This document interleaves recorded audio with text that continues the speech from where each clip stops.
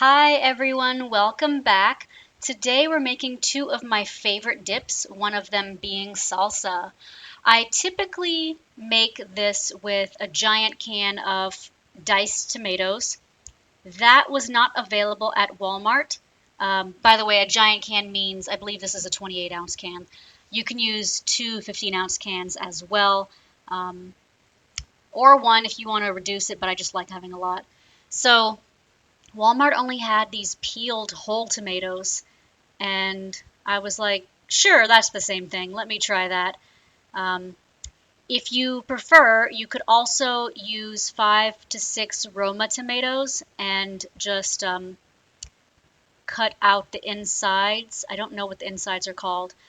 My friend gave me a couple of Roma tomatoes, so I'm going to use one to add to the canned tomatoes in this salsa recipe.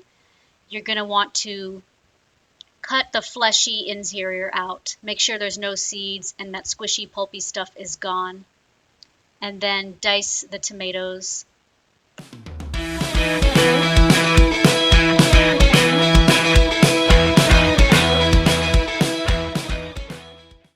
One of the few things you actually need a serrated knife for is cutting tomatoes. I don't know why they don't cut very well with straight edges. The Cutco trimmer works very well on tomatoes.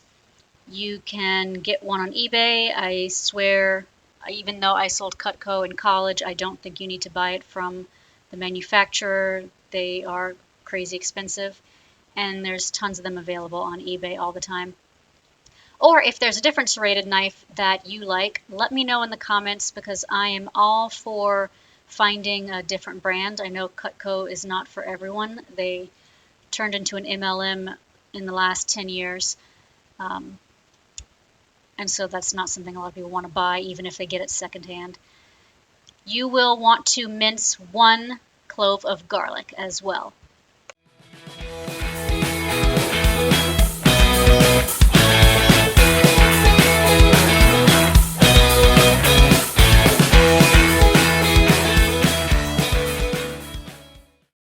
So it was around this time that I thought to myself, I should check the inside of these canned whole tomatoes since I've never bought whole tomatoes before and I have no idea if there's seeds inside. And there were. So it took several minutes to slice all of the peeled canned tomatoes and remove the seeds. I'm trying to think if whether or not that even mattered. Since I do use a food processor for this, maybe the seeds would not have been that big of a deal, but I'm still glad I removed them.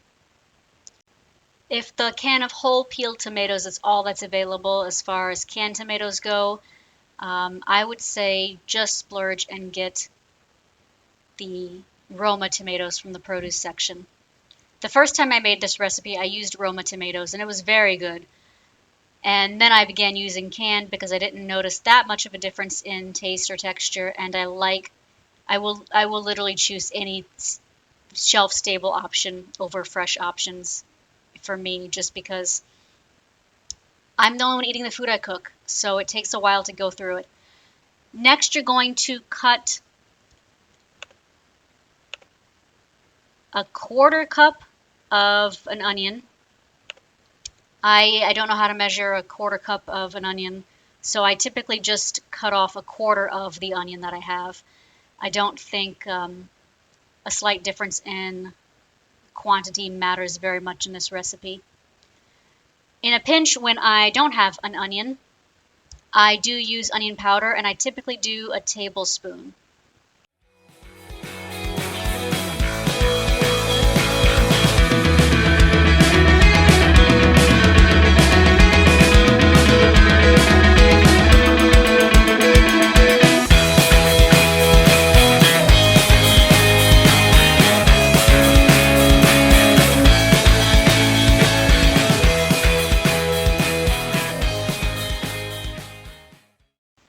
My food processor does not like to cut the onions very small. Other stuff it will, but not onions I've noticed. So I try to get mine as small as I want them to be. And I have this thing with raw onions where I don't like to eat it. It does not really agree with me, so I'll make them as small as possible when I'm chopping by hand. The next thing you're going to want to do is add some cilantro. Even if you're like me and you hate cilantro, it will be good if you add just a bit. I do 1 teaspoon of cilantro paste, and I keep the paste in the freezer in that little container because it actually does not go bad. Then a tablespoon of lime juice or lemon juice. Since I always have lemon juice in the house, that's what I use.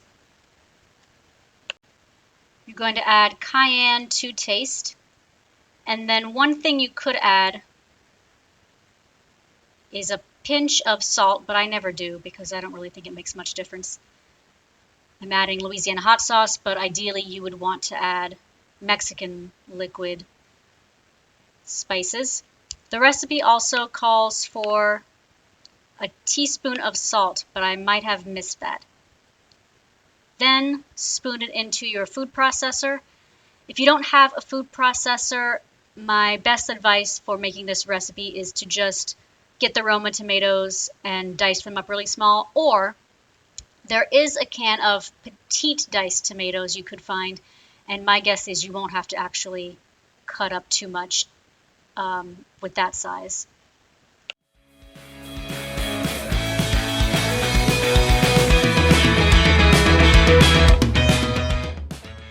Consistency will be up to your personal preference. If you're using a can of tomatoes, do make sure you drain them first, otherwise it will be quite soupy. And if you want it chunkier, then maybe either don't do the food processor or don't run it as long as I do. I think if you want it chunkier, you should go for the Roma tomatoes because they aren't as soft as the canned tomatoes. I don't know what kind of tomatoes are in canned tomatoes or what they do to them to make them that soft, but I definitely prefer canned.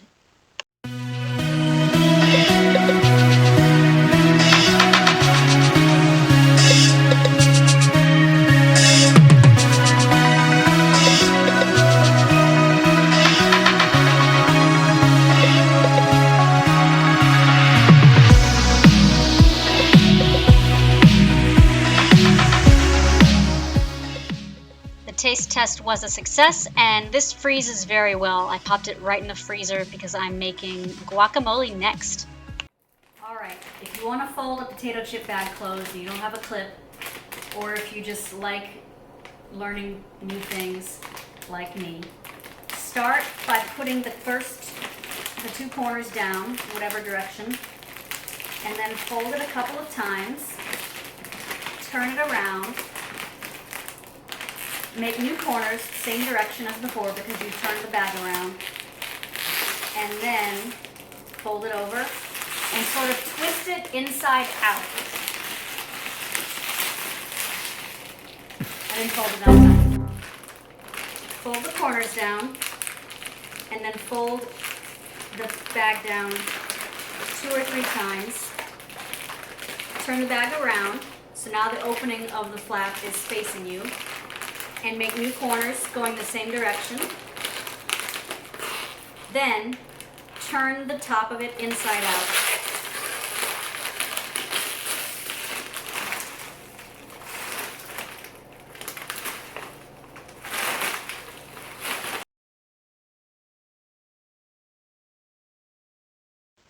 So this is Serious Eats recipe for what I believe they call their basic guacamole.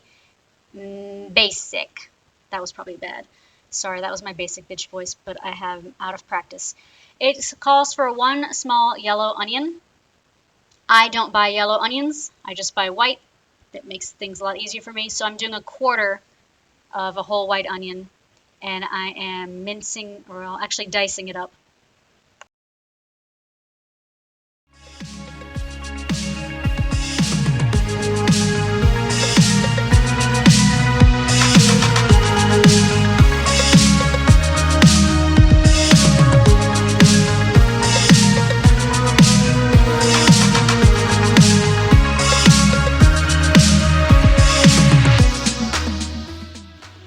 Basic.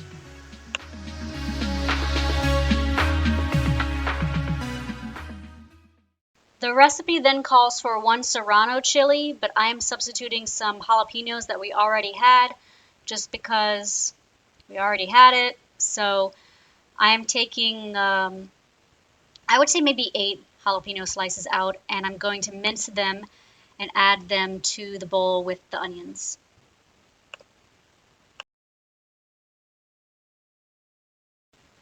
The recipe then calls for 2 tablespoons of lime juice, but I don't have quite the number of avocados as the recipe calls for, so I'm only doing 1 tablespoon of lime juice or lemon juice. Of course, you'll notice I didn't substitute anything else, or not substitute, I didn't reduce anything else as far as the quantity goes and the ratios. I don't know why I decided to do that for the lemon juice and nothing else.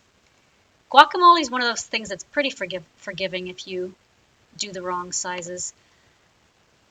Then it asks for a ½ cup of picked cilantro leaves.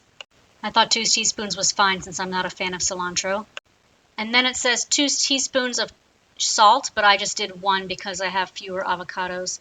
The original recipe calls for 4 large avocados, and I bought 2. And the other thing is, like, how do you know it's large? It looked like it was the medium-sized ones, but I'm not really sure. Maybe I haven't seen an avocado in a while. Blend everything really well, kind of pulverize it in your food processor. And then you're going to start with the avocados. So you know how everyone makes jokes about how you can't tell when an avocado is ripe and an avocado is only ripe for 3 seconds? This is what it looks like when it's ripe, guys. The skin, whatever the outside's called, will be kind of brownish, kind of greenish, but a little bit brown. And a knife will go into it pretty easily. And then the inside will look like that. I've never had avocados actually go bad. I think I just am too eager to eat them so they don't have a chance to go bad. And I can tell based on the outside how quick they're going to be ready to eat.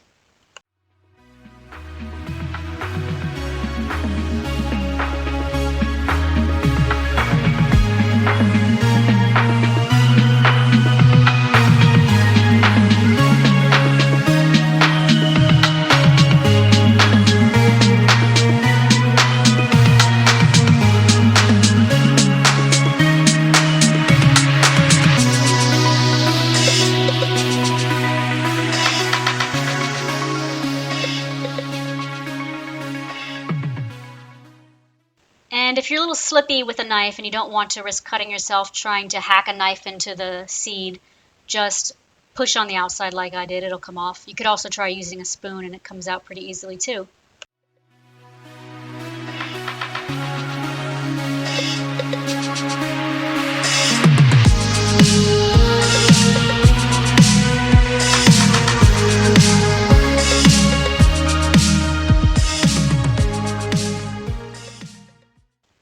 Then mash it thoroughly with a whisk or fork.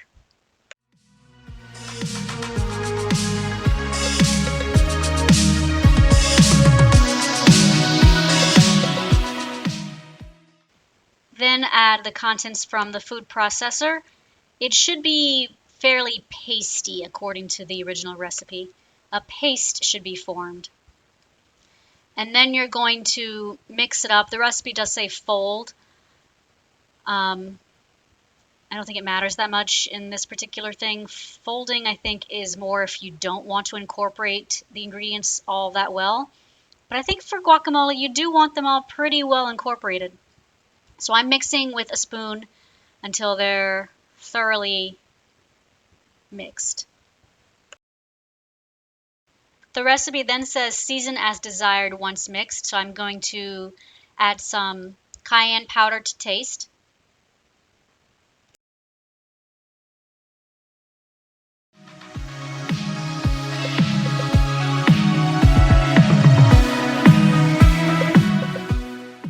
So a couple of tips for keeping guacamole from going brown. Oh, but first I did add the last Roma tomato to this. Guacamole sometimes has tomatoes in it.